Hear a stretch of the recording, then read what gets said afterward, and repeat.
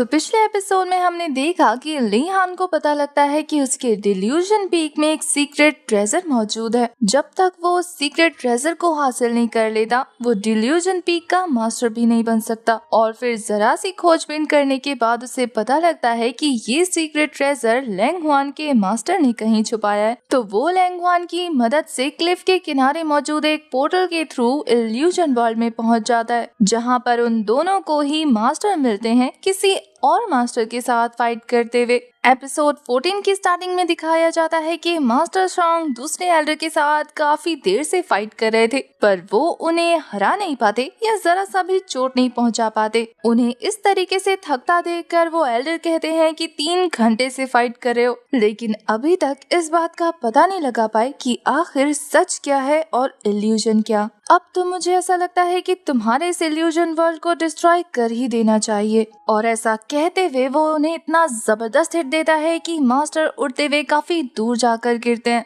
Lang Hwan try कर रही थी कि वो अपने मास्टर को गिरने से बचा ले, पर ये सिर्फ एक इल्यूजन था तो लैंग हुआन कुछ भी नहीं कर पाती। असल में तो उसे भी समझ नहीं आ रहा था कि आखिर ये जगह क्या है और यहाँ क्या हो रहा है। वहीं दूसरी तरफ एल्डर सॉन्ग काफी बुरी तरीके से घायल होने के बाद भी कह रहे थे कि मैं कोई ना कोई रास्ता तो जरूर निकालूंगा इस इल्यूजन को रियलिटी बनाने के लिए। एक पावरफुल कल्टीवेटर और एक सेक मास्टर होने के नाते मैं तुम्हें ये इल्यूजन पीक डिस्ट्रॉय नहीं करने देने वाला। ये कहते हुए वो फिर से अपनी स्वॉर्ड लेकर आगे बढ़ जाते हैं फाइट को कंटिन्यू करने के लिए। ली हान मास्टर सॉन्ग की बात सुनने के बाद लैंग हुआन से कहता है तुम्हारे मास्टर इल्यूजन को रियलिटी बनाना चाहते हैं, आखिर उनके दिमाग में ऐसा क्या चल रहा है। ये सुनने के बाद तो लैंग हुआन भी सोच में पड़ गई थी। वो कहती है मुझे भी नहीं पता। वहीं दूसरी तरफ मास्टर अपनी सारी स्ट्रेंथ लगाकर उनसे फाइट कर रहे थे। वो लगातार अटैक करते रहते हैं, पर वो दूसरे वाले एल्डर सच में बहुत ज्यादा पावरफुल होने की वजह से उनके सभी अटैक को बड़ी इजीली रोक ले रहे थे।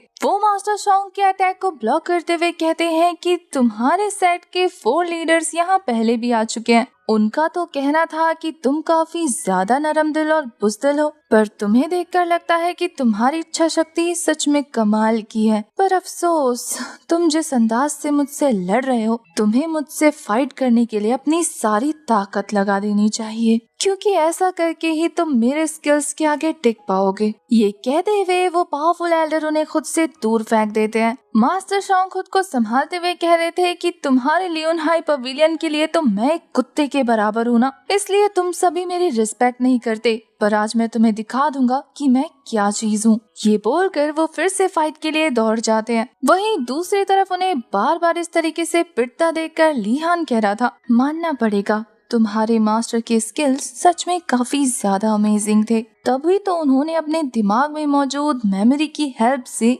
एक इल्यूजन वर्ल्ड क्रिएट कर दिया। पर इसके अलावा मुझे लगता है कि उनकी एक वियर्ड आदत भी थी, यही कि वो अपने स्टूडेंट के सामने ये इल्यूजन छोड़ गए जहां वो काफी बुरी तरीके से पिट रहे हैं। लगता है उन्हें अपने स्टूडेंट के सामने ऐसे पिटने में कोई शर्म महसूस नहीं होती। ये बात सुनने के बाद तो लैंग हुआन का गुस्सा उसके सर चढ़ जाता है। वो कहती है कि क्या अब तुम्हें सीक्रेट ट्रेजर नहीं ढूंढना। वो तो लैंग हुआन के इस गुस्से से डरकर कंफ्यूज होते हुए कहता है कि हाँ अभी देखता हूँ। वहीं दूसरी तरफ मास्टर सॉन्ग अपनी स्पिरिचुअल पावर का यूज करते हुए अपने मल्टीपल क्लोन बनाकर अटैक करते हैं। वो अलग अलग डायरेक्शन से उस पावरफुल मास्टर पे अटैक कर रहे थे, पर वो मास्टर एक ही साथ उन तीनों को दूर छटक देता है। मास्टर काफी दूर तक स्लाइड करके जाते हैं, जिससे वो इतनी ज्यादा बुरी तरीके से इंजर्ड हो गए थे कि उनके मुंह से ब्लड आने लगता है। और ये देखकर लैंग हुआन बहुत ज्यादा परेशान हो जाती है। मास्टर लैंग हुआन की तरफ मुड़ के देखते हुए कह रहे थे कि मैंने तुमसे कहा था कि बाकी सारे डिसाइपल्स का ख्याल रखो, तो फिर तुम मेरे पीछे यहाँ क्यों आ गई।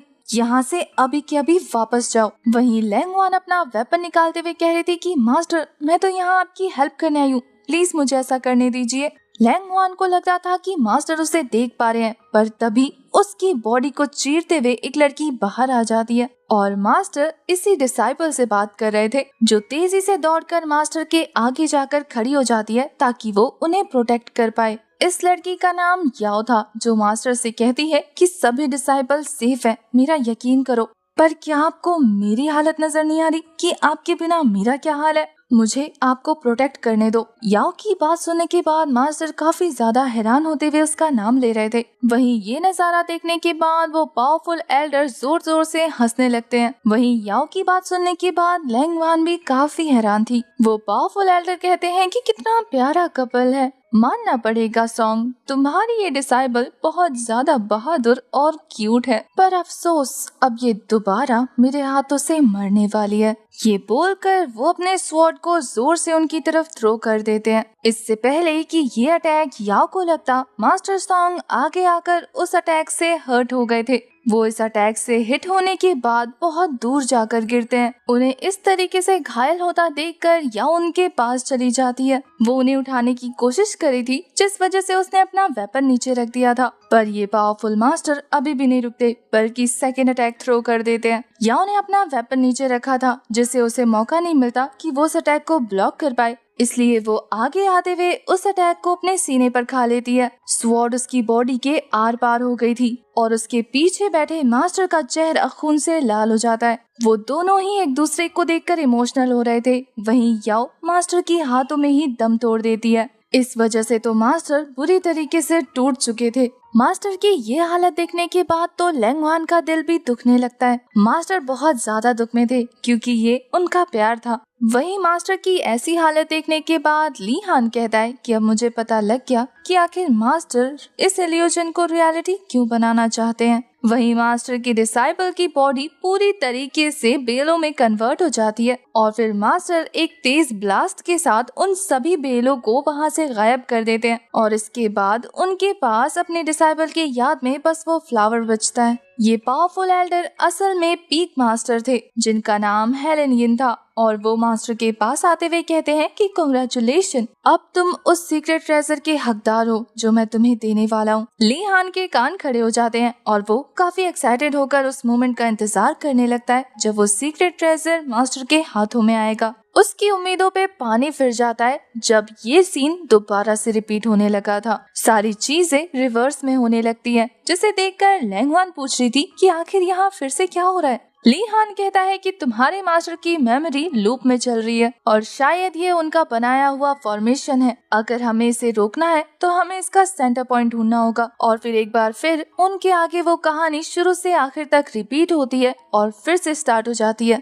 ये कहानी उनके आगे रिपीट मोड में पूरा दिन चलती है, जिसमें कोई भी चीज बदल नहीं रही थी, बल्कि सारी चीजें वैसी की वैसी घट रही थी। तो इन्हें देख देख कर तो ली हान अब तक बोर हो चुका था। वो कहता है कि ये तुम्हारे मास्टर का फॉर्मेशन है, लेकिन फिर भी तुम्हें अभी तक इसका सेंटर नहीं मिला। लैंग वान पूरे दिन से सेंटर ढूंढने की कोशिश कर रही थी। वो ली हान के पास आकर कहती है कि अब तक मास्टर ने मुझे जितने भी मेथड सिखाए हैं, मैंने उन सभी को ट्राई करके देख लिया, लेकिन मुझे अभी तक सेंटर नहीं मिला। मुझे लगता है कि यहाँ कुछ ऐसा मौजूद है जो शायद मास्टर ने मुझे कभी नहीं सिखाया। वहीं ली हान सोचते हुए कह रहा था कि आखिर ऐसा कैसे हो सकता है, कुछ तो बहुत ज्यादा अजीब है जो ये मेमोरी लूप में चल रही है। कहीं इसका लेना देना उस लड़की से तो नहीं। जब ली हान ये चीज नोटिस कर रहा था, तब उसके सामने वो पावरफुल मास्टर याओ को मारने वाले थे। पर अब की बार जैसे ही वो पावरफुल एल्डर अपने स्वॉर्ड को थ्रो करते हैं याओ को मारने के लिए, ली हान काफी स्पीड में जाकर उस अटैक को ब्लॉक कर लेता है। उस अटैक को ब्लॉक करने की वजह से वहाँ पे काफी तेज एनर्जी रिलीज होती है और फिर एक जबरदस्त ब्लास्ट के साथ वहाँ का सारा एनवायरनमेंट चेंज हो जाता है।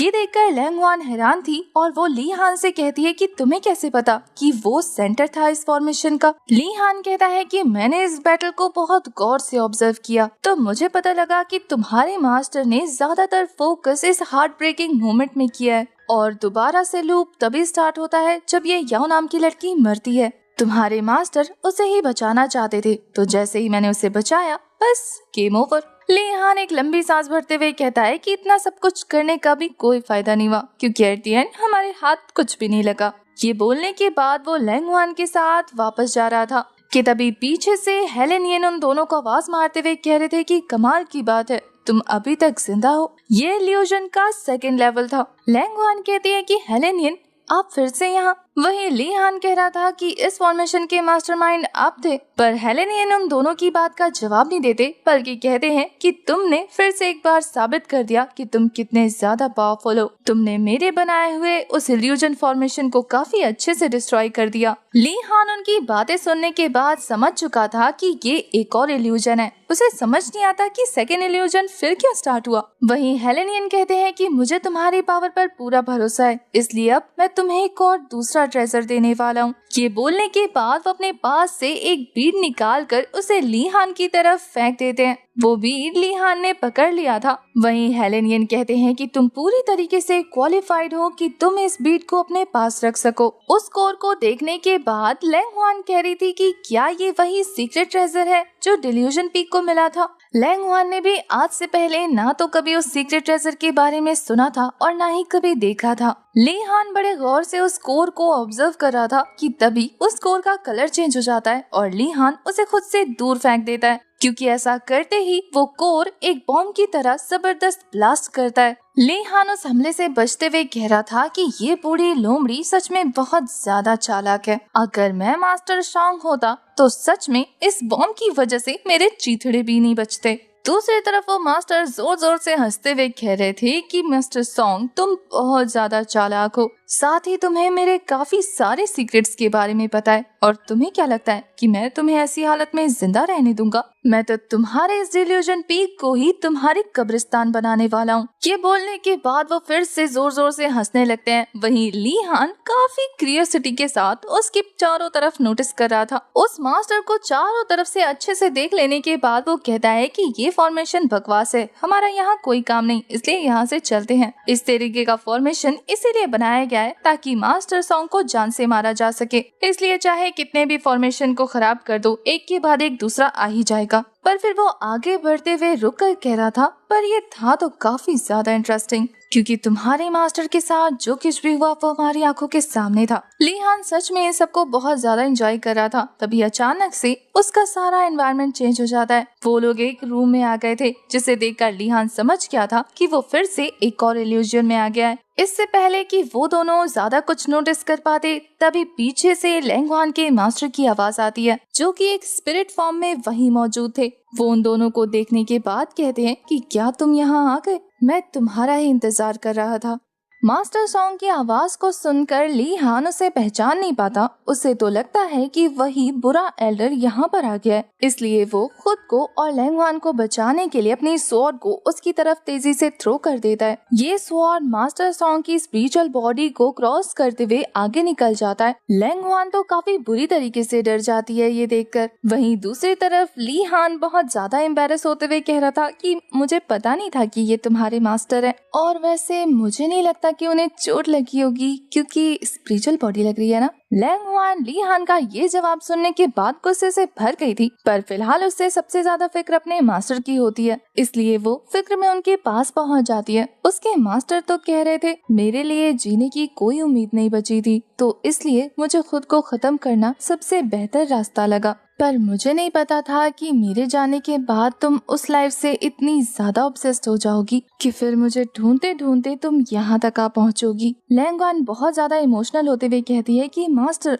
अब बिना हमें बाय बोलकर हमसे दूर चले गए, तो मैं कैसे ऑब्सेस ना होती, कैसे आपको ढूंढने ना आती। मास्टर एक स्पिरिचुअल फॉर्म में थे, जिनका सिर्फ एक ही काम था। वो लैंग हुआन से कहते हैं कि एक मास्टर होने के नाते अब मैं तुम्हें एक ऐसी चीज देने वाला हूँ जिसको हासिल करने के बाद तुम डिल्यूजन पीक की लॉर्ड बन जाओगी। ये सुनकर लैंग हुआन हैरान थी कि उस चीज के बिना वो डिल्यूजन पीक की लॉर्ड नहीं बन सकती। वहीं मास्टर के उस पावरफुल बीट को बाहर निकालते ही जिया के कान खड़े हो जाते हैं। उसकी आंखें डेमोनिक तरीके से ग्लो करने लगती है और वो कह रही थी कि कुछ तो गड़बड़ है इस पावर के साथ। वही मास्टर वो पावरफुल बीड लैंग हुआन की तरफ पास कर देते हैं। लैंग हुआन वो बीड एब्जॉर्ब करने के लिए रेडी थी, पर वो बीड उसकी बॉडी को क्रॉस करते हुए आगे बढ़ने लगता है। वो दोनों ही कंफ्यूज थे, पर सबसे ज्यादा ली हान, क्योंकि वो तो डर रहा था ये पावर तेजी से उसकी तरफ जो आ रही थी। उस बीट को देखने के बाद ली हान कहता है कि तुम मेरी तरफ क्यों आ रही हो, तुम उसकी तरफ जाओ ना। वहीं लैंग हुआन भी कंफ्यूज होकर अपने मास्टर से पूछने लगती है कि मास्टर ये क्या हो रहा है, और फिर वो ली हान पर चिढ़ने लगती है कि क्या किया तुमने। बेचारा ली हान क्या जवाब देता, वो तो खुद कंफ्यूज था, क्योंकि वो बीट तेजी से उसकी बॉडी के अंदर एंटर हो जाती है और फिर उसकी बॉडी उसे काफी तेजी से एब्जॉर्व कर चुकी थी। उसकी आंखों का कलर डिफाइन हो जाता है और वो एक जबरदस्त ब्लास्ट के साथ उस पावर का मालिक बन चुका था। जिया थोड़ा सा सोचते हुए कहती है कि लगता है उस पावर ने डिवाइन पावर को सेंस कर लिया। जो बीड मास्टर ने थ्रो की थी उसमें भी एक्सट्रीम लेवल पर डिवाइन पावर मौजूद था। उस पावर के ट्रेसेस को फील करते हुए जिया कहती है कि ये तो इम्पॉसिबल है। आखिर ये पावर इस वर्ल्ड में कैसी हो सकती है, क्योंकि ये पावर तो सिर्फ सन ऑफ गॉड और मैसेंजर ऑफ गॉड के पास है। किसी तीसरे के पास ऐसी पावर का होना नामुमकिन है। लिहान की बॉडी ग्लो करने लगती है और वो जमीन पर आकर उस पावर को देखकर कह रहा था कि आखिर ये क्या था। वो अपने हाथों से अपनी एनर्जी को रिलीज करते हुए एक जबरदस्त अटैक थ्रो करता है। असल में ये एक अटैक नहीं था, बल्कि वो पूरी ही जगह गार्डन में कन्वर्ट हो जाती है। आप इस बात से अंदाजा लगा सकते हैं कि लैंगवान, जो कि ली हान के ऊपर बात बात पर स्वॉर्ड तान देती है और इतने पावरफुल अटैक करती है, उसके लिए एक फूल खिलाना बहुत ज्यादा मुश्किल है। वहीं ली हान ने इस पावर के साथ यहाँ पर एक पूरा गार्डन क्रिएट कर दिया, जिस पावर को देखकर तो लैंगवान भी हैरान थी। वो कहती है कि इसने बस अपने हाथ को हिलाया और इतना पावरफुल अटैक हुआ। ये तो मेरे मास्टर की पूरी पावर से भी ज्यादा हाई लेवल की पावर है। वो अगर अपनी फुल पोटेंशियल यूज करने के बाद भी अटैक करे तो भी ऐसा इफेक्ट नहीं क्रिएट कर सकते। लैंगवान तो यही सोच रही थी कि आखिर ये लड़का कौन है और इसके अंदर ऐसी कौन सी खास बात है। लिहान तो खुद अपनी इतनी पावर देखकर कंफ्यूज था। जिया तो कह रही थी कि बस अब तुम्हें इस टेक्निक को मास्टर करना है, अगर तुम्हें इस पावर की फुल पोटेंशियल को यूज करना है तो। वहीं लिहान सोच रहा था कि ये तो फिक्शन रियलिटी बन गया। इतनी पावर का तो सिर्फ उसने इमेजिन किया था। वो तो लैंगवान को टॉन्ट मारते हुए कहता है कि मैंने तो सुना था कि तुम्हें एक फूल को खिलाने में पूरा बचपन लग गया, पर ये तो इतना भी मुश्किल नहीं था। लैंगवान भी लाइक कि मैं मुंह तोड़ूं या सर फोड़ूं, पर उसके कुछ रिएक्ट करने से पहले ही मास्टर सॉन्ग कहते हैं कि अब मेरे जाने का वक्त हो गया है और तुम इस पावर का अच्छे से ध्यान रखना। अब डिल्यूजन पीक तुम्हारे हवाले है, उसकी सारी रिस्पॉन्सिबिलिटी अब तुम उठाने वाली हो। लैंगवान तो अभी भी काफी परेशान होते हुए कह रही थी कि मास्टर वो पावर तो आपने उसे दे दी, मेरा क्या? मेरे पास तो कुछ भी नहीं आया। इसका मतलब ये है कि डिल्यूजन पीक इसका है। पर मास्टर तो सिर्फ एक स्पिरिचुअल बॉडी थी जिनका काम था उस पावर को हैंड ओवर करना। इसलिए वो बिना लैंगवान की बातों का जवाब दिए वहाँ से चले जाते हैं, ये कहते हुए कि इस पावर का यूज किसी गलत काम के लिए कभी मत करना। मास्टर की स्पिरिचुअल बॉडी एक एनर्जी में कन्वर्ट होते हुए वहाँ से गायब हो चुकी थी। उन्हें एक बार फिर से खोकर लैंगवान बहुत ज्यादा अपसेट हो जाती है। लिहान को पता था कि अब मास्टर जा चुके हैं, इसका मतलब लैंगवान उसकी क्लास लेगी। इसलिए वो लैंगवान को होश में लाते हुए कह रहा था कि मैंने कुछ भी जानबूझ के नहीं किया। पर इससे पहले कि वो दोनों कुछ भी समझते, वो जगह अचानक से शेक करने लगती है। लिहान को अंदाजा हो गया था कि ये जगह कोलैप करने वाली है। तभी लिहान वहाँ से बाहर निकलने से पहले वहाँ पर रखी हुई बोतल की तरफ ध्यान देता है। वो लैंगवान से कह रहा था कि रियल वर्ल्ड में इस जगह पर ये बोतल मौजूद नहीं है, इसका मतलब कि ये काम की है। वो उसे उठाकर लैंगवान के साथ उस सीक्रेट वर्ल्ड से बाहर आ जाता है। लिहान के उस जगह से जाते ही वो सीक्रेट वर्ल्ड पूरी तरीके से वैनिश हो चुका था। दूसरी तरफ वो दोनों उसी पोर्टल के थ्रू क्लिफ पर वापस आ जाते हैं। वापस आने के बाद भी लैंगवान काफी ज्यादा अपसेट थी। वहीं दूसरी तरफ लिहान उस बोतल को फ्लिप करते हुए कहता है कि चलो शुक्र है हमें पावर और काफी सारी चीजें मिल गई। वैसे ये वास देखने में तो अच्छा है, मैंने तोड़ दिया था ना, अब तुम इसे उसकी जगह यूज कर लेना। पर लैंगवान बिना किसी एक्सप्रेशन के कहती है कि ध्यान से, वो इस सेक्ट का सीक्रेट ट्रेजर है। ये सुनकर तो लिहान उसे ऐसे प्रोटेक्ट करने लगता है, साथ ही वो कंफ्यूज था कि ये बोतल सीक्रेट ट्रेजर है। तुम मुझे इतना बेवकूफ समझती हो कि मुझे उल्लू बना रही हो? ये बोतल सीक्रेट ट्रेजर कैसे हो सकता है? लैंगवान बताती है कि ये वास नथिंगनेस से मिलकर बना है, जिसकी पावर की ना तो कोई सीमा है और ना ही कोई अंत। तुम जो भी सोचोगे तुम इसे उसमें कन्वर्ट कर सकते हो। ये वास तुम्हारे लिए एक फेदर भी बन सकता है और तुम इसे जिस भी शेप में ढालोगे, इसका वजन, इसकी स्ट्रेंथ उसी के हिसाब से डिपेंड करेगी। लिहान कहता है कि तुम्हें तो सीक्रेट ट्रेजर के बारे में बहुत कुछ पता है, दिखा तो ऐसी रही थी जैसे कभी देखा ही नहीं है। वैसे मुझे ये बताओ कि आखिर लोगों के सीक्रेट ट्रेजर इतने ज्यादा धांसू होते हैं, देखकर गूज़बम्प्स आ जाते हैं। अगर मेरे पास ये वास ना होकर एक स्वॉर्ड होती तो मैं इसे अच्छे से यूज कर पाता ना। इसे यूज कैसे करूंगा? और वैसे भी क्या मैं इस बोतल के साथ कूल दिख रहा हूँ? इसके साथ तो मैं ऐसा लग रहा हूँ जैसे कि किसी को वाइन सर्व करूंगा। इससे अच्छा होता कि मेरे पास एक चिकन लेग पीस होती, एटलीस्ट उसे खाते हुए स्वैग तो दिखाता। उसके ये इमेजिन करते ही वो बॉटल एक लेग पीस में कन्वर्ट हो जाता है। वो तो लैंगवान से पूछने वाला था कि इसे कैसे यूज करना है, लेकिन अपने हाथ में उस लेग पीस को देखकर वो सोच रहा था कि क्या यही उस सीक्रेट ट्रेजर की पावर है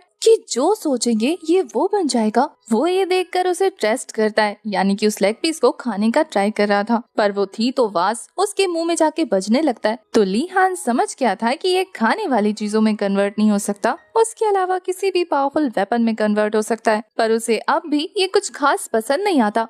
वहीं दूसरी तरफ लैंगवान गुस्से में उसकी तरफ बढ़ रही थी। वो तो डर से पीछे हटते हुए कहने लगता है कि तुमने सब अपनी आंखों से देखा था, मेरी गलती नहीं है, मैंने कुछ भी जानबूझ के नहीं किया। अरे यार तुम थी तो वहाँ पे, तुम्हारे मास्टर ने खुद अपने हाथों से हैंडओवर किया था, मैं थोड़ी छीनने गया था। ये बोलते हुए वो डर के अब तक इतना पीछे हट चुका था कि बस पहाड़ से गिरने ही वाला था, पर उससे पहले ही वो बैलेंस करके खुद को बचा लेता है। लैंगवान ली हान से काफी सीरियस होकर कहती है कि अब डिल्यूजन पीक की सारी पावर तुम्हारे हाथों में है। इसका मतलब ये है कि अब इस सेट के लीडर तुम हो, इसलिए मैं चाहती हूँ कि तुम मेरे लिए 2 काम करो। ली हान फटाक से समझ गया था। वो कहता है कि तुम्हारे लिए 7 पीक कंपटीशन को विन करूँ, है ना?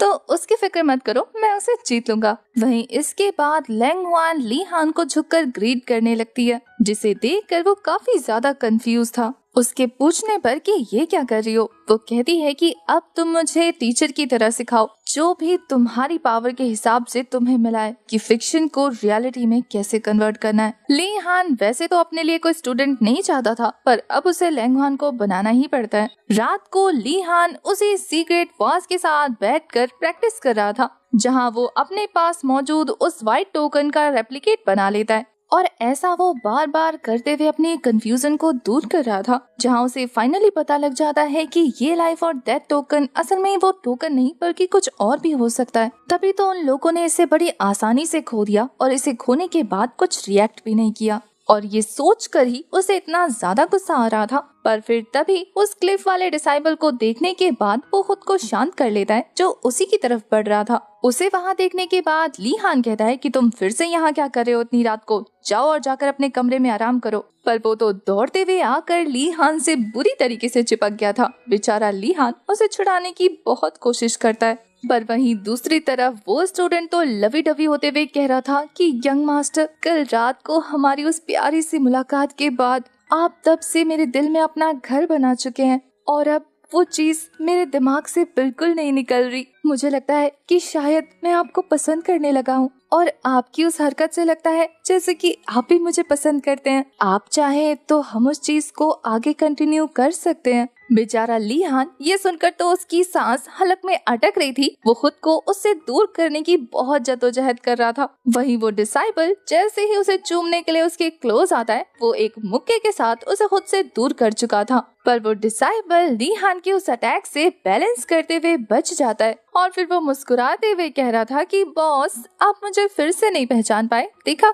मैंने आपको फिर से उल्लू बना दिया। असल में तो इस डिसाइबल की बॉडी के अंदर और कोई नहीं बल्कि मैंगफो मौजूद है। रिलैक्स गाइस, ली हान की इज्जत अब सुरक्षित है। ली हान मैंगफो से काफी ज्यादा नाराज होते हुए कह रहा था कि मैंगफो, इस तरीके की हरकतें दोबारा नहीं होनी चाहिए, ये मजाक का टॉपिक नहीं है। मैंगफो तो टशन मारते हुए ली हान की तरफ एक बुक थ्रो कर देती है। ये वही बुक है जो ली हान को बाफेंग पवेलियन डिस्ट्रॉय करने के बाद मिला था। मैंगफो ने अपने रिसोर्सेज का यूज करते हुए इस बुक के बारे में काफी सारी चीजें पता लगाई। वो कहती है कि इस तरीके की सील्ड बुक काफी ज्यादा रेयर है और इसे सिर्फ सेक्ट मास्टर ही बनाकर अपने सेक्ट में रख सकता है, और ये काम सिर्फ एक ही इंसान कर पाया होगा। ली हान को पता लग गया था कि मैंगफो किसकी बात कर रही है। मैंगफो असल में लैंगहुआन के मास्टर की बात कर रही थी, जिसके बारे में बताते हुए ली हान कहता है कि वो बंदा आज से काफी सालों पहले मारा जा चुका है। वैसे भी कार्ड कलेक्ट करना, सील कट करना, डिटेक्शन और स्पेल कास्ट करना उस बंदे के अकेले के बस की बात नहीं है,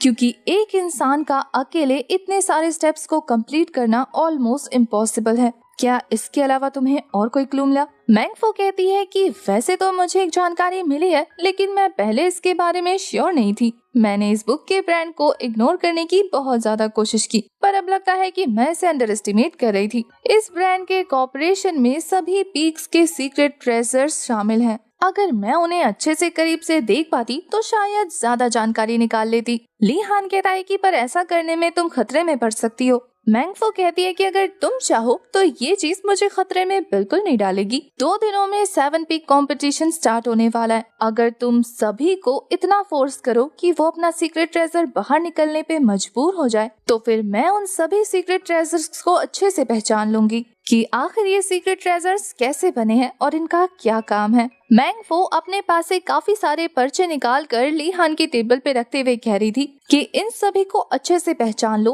क्योंकि इन सभी के पास सीक्रेट ट्रेजर्स मौजूद हैं, जिससे तुम्हें आउट ऑफ द वे जाकर अपनी एनर्जी वेस्ट नहीं करनी पड़ेगी। ली हान बड़े ध्यान से उन पोर्ट्रेट्स को देखने लगता है जिन पे उनका नाम, उनकी पावर और उनकी एज लिखी हुई थी। 2 दिन के बाद 7 पीक कंपटीशन का दिन आ जाता है। ली हान अभी भी पोर्ट्रेट के थ्रू उन लोगों को पहचानने की कोशिश कर रहा था, जिसमें से एक पोर्ट्रेट को देखकर ली हान कहता है कि वो बंदा तो कितना ज्यादा यंग दिख रहा है, तुमने उसे इतना ओल्ड क्यों ड्रॉ किया है। मैंग फो उसी के पीछे खड़ी थी। वो कहती है कि वो उसका चीफ डिसाइपल है, ये एल्डर है जो कि यहाँ नहीं आया। ये सुनकर ली हान मैंग फो पर ही नाराज होने लगता है कि ये चीज तुम्हें इस पोर्ट्रेट में मेंशन करनी थी ना, कि कौन आने वाला है और कौन नहीं आने वाला। तुमने सारी नॉलेज इकट्ठी की है या अपने हिसाब से बना दिया है। मैंग फो मुंह बनाने लगती है कि इस बॉस के लिए जो भी करो वो भी कम पड़ता है। लैंग हुआन बड़े गौर से उस डिसाइबल को देख रही थी। वो डिसाइबल हेलो करते हुए लैंग हुआन से कहता है कि मैं इसका नया दोस्त हूँ। वहीं लैंग हुआन को वहाँ देखने के बाद बाकी सारे पीक्स के एल्डर कह रहे थे कि तुम यहाँ पर क्या कर रही हो, क्योंकि उन सभी को अब तक यही लग रहा था कि लैंग हुआन ने अपने सीक्रेट ट्रेजर को नहीं ढूंढा, इसलिए वो काफी गुस्से में उसे अपना सीक्रेट ट्रेजर बाहर निकालने को कहते हैं। और अब हम इन सभी की जबरदस्त फाइट देखने वाले हैं नेक्स्ट एपिसोड में।